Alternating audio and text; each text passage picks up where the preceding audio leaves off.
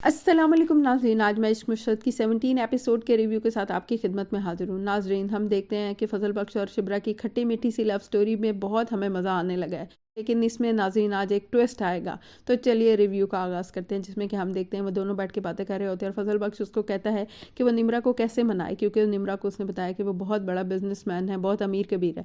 लेकिन शिब्रा कहती है कि तुम्हें झूठ नहीं बोलना चाहिए था, जो रिश्ते झूठ की बुनियाद पर होते हैं वो कभी कामयाब नहीं होते। लेकिन वो कहते हैं उसको मेरा खलूस देखना चाहिए, तुम गवाही दे देना। तो वो कहती है कि मैं तुम्हारे लिए दुआ कर सकती हूँ, लेकिन मैं झूठ में तुम्हारा साथ नहीं दूंगी। फिर हम देखते हैं कि वहाँ पे वो असली वाला फजल बख्श आ जाता है और ऐसे ही एक फ़नी सा सीन बना देते हैं। इधर हम देखते हैं कि वो अपने दोस्त के साथ, फराज के साथ बैठा होता है और वो उसकी तस्वीर खींचते हैं। तो वो कहते हैं अब क्या करोगे? कहते हैं मैं सोशल मीडिया पे पोस्ट करूंगा, क्योंकि कोई नहीं जानता कि जुबैदा सिकंदर का बेटा कौन है। लेकिन वो उसको मना कर देता है, कहते हैं बिल्कुल हरगिज़ ऐसा नहीं करना, अगर ये शिब्रा ने देख ली या किसी को उसको पता लग गया तो वो वैसे ही मुझे छोड़ देगी। फिर हम देखते हैं कि शिब्रा जो है वो शामिर के साथ जाकर बच्चों को तोहफे देती है। शिब्रा को उसकी प्रेजेंस बहुत अच्छी लग रही होती है कि उसने उसके लिए डोनेशन इकट्ठे किए हैं और होटल में काम भी किया, इसलिए वो बड़ी इंप्रेस हो रही होती है। अगले दिन हम देखते हैं कि शिब्रा की माँ फजल बख्श को आके चाय देती है और कहती है कि बेटे तुम तो मुझे बहुत अच्छे लगते हो, मैं पहले ही कहती थी तुम मेरे बेटे हो, जब से मुझे पता चला तुम शिब्रा को पसंद करते हो, बस सिर्फ मसला ये है कि तुमने शिब्रा को बाप को मनाना है। फिर हम देखते हैं कि शिब्रा जो है वो बहुत ज़्यादा ऑब्लाइज हो जाती है कि उसने होटल में बैरागिरी करके उसके लिए डोनेशन इकट्ठे किए हैं, वो उसके लिए खाना बनाती है और इधर उसको पता लगता है कि वो तो निम्रा से मिलने जा रहा है, उसका गुस्से से बुरा हाल हो रहा होता है।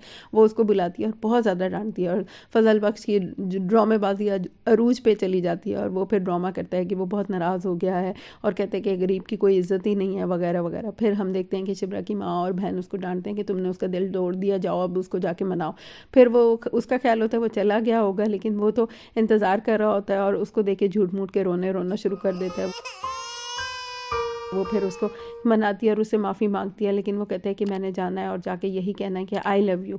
तो जब वो आई लव यू सुनती है तो उसका गुस्से से बुरा हाल हो जाता है और वो कहती है अच्छा, तो कहती है तुम्हें कंफर्मेशन मिल गई है कि क्या वो तुम्हें भी पसंद करती है? तो कहते हैं हाँ मुझे मिल गई है। तो कहती है अच्छा जाओ दफ़ा हो जाओ, और उसको भेज देती है। इधर हम देखते हैं कि शिब्रा उसके जाने के बाद निम्रा के बारे में ही सोचती रहती है, उसका खून खोलता रहता है और अपने आप को समझाती है कि नहीं मुझे कोई फ़र्क नहीं पड़ रहा, लेकिन कभी अपनी बहन से कहती है कि वो लड़की ठीक नहीं है, वो इसकी दौलत पर नज़र रखती है, हमें इसको समझाना चाहिए।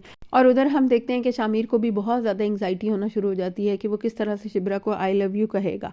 और फिर इतनी देर में मैरीन का फ़ोन आ जाता है और वो सोचता है कि अब मैरीन के चैप्टर को मुझे क्लोज़ कर देना चाहिए। तो वो अपने दोस्त के साथ प्लान बनाता है कि अब वो फिर फजल बख्श को मुर्शिद साईं बना कर लाएगा और मैरीन से मुलाकात करवाएगा। और जब मुर्शिद साईं आ जाते हैं तो मैरीन को बताते हैं कि बच्चा अगर तुमने इससे शादी की तो ये उसी वक्त मर जाएगा। मैरीन बड़ी हैरान होती है और कहती है आप सही कह रहे हैं? तो वो कहते हैं हाँ मुझे तो ऐसा ही लग रहा है। तो वो ये सब कुछ सुन के सोच के वहाँ से चली जाती है। तो शामिर बहुत खुश होता है कि शायद अब उसकी जान छूट गई है। तो नाज़रीन कमेंट्स करके ज़रूर बताइएगा क्या वाकई मैरीन उसकी जान छोड़ देगी।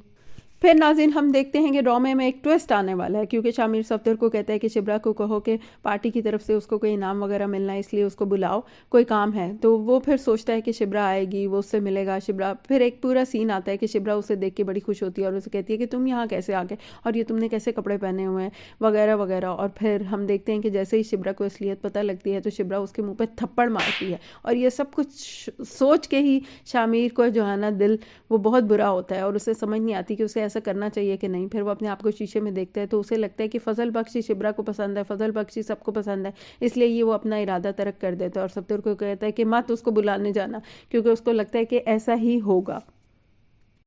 फिर हम देखते हैं कि शिब्रा जो है वो बेचैनी से फजल बख्श का इंतज़ार कर रही होती है कि वो कब निम्रा से मिलकर आए और वो उससे पूछे कि क्या हुआ। फिर हम देखते हैं कि फजल बख्श घर आता है और झूठ मूठ की एक्टिंग करता है और रोने रोता है कि मैं तो लुट गया, बर्बाद हो गया, क्योंकि निम्रा की नज़र सिर्फ मेरी दौलत पे थी, वो मुझे पसंद नहीं करती, उसने मुझे इतनी लंबी लिस्ट बना के दी वगैरह वगैरह। शिब्रा को ये सब कुछ सुन के इतना अच्छा लगता है कि वो अपनी हंसी रोक ही नहीं पाती और फजल बख्श को फिर गुस्सा चढ़ता है और कहता है कि अच्छा तुम हंस रही हो मेरी इन बातों पर? तो वो कहती है कि नहीं मैं हंस नहीं रही, मैं सच कह रही हूँ कि वो लड़की तुम्हारे काबिल ही नहीं थी, तुम बहुत अच्छी लड़की डिज़र्व करते हो क्योंकि तुम बहुत अच्छे हो। तो वो कहते हैं अच्छा अगर मैं इतना अच्छा हूँ और अच्छी लड़की डिज़र्व करता हूँ तो क्या तुम मुझे डिज़र्व करती हो? तो वो एकदम खामोश हो जाती है और फिर वो कहता है खामोशी का जवाब इनकार है, मुझे पता है अगर मैं तुम्हें डिज़र्व नहीं करता तो मैं किसी को भी डिज़र्व नहीं करता। तो नाज़रीन कैसी रही ये एपिसोड? मुझे यकीन है कि आपको बहुत मज़ा आया होगा इसका रिव्यू भी सुन के। चलिए नाज़रीन।